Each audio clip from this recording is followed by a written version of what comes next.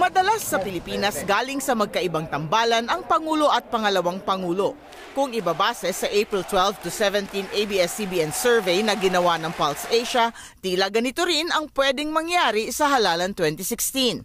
Duterte-Marcos administration ang namumuo dahil si Mayor Digong at Senador Bongbong ang parehong nangunguna.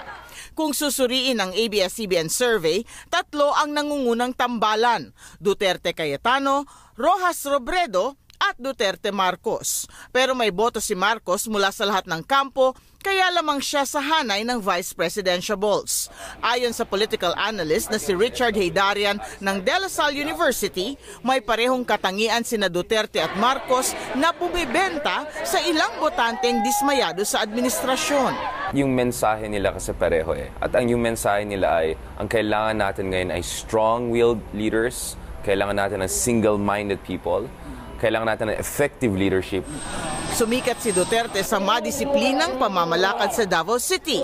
Si Bongbong naman nag-iisang anak na lalaki ni Pangulong Ferdinand Marcos na nagpatupad ng isang dekadang martial law.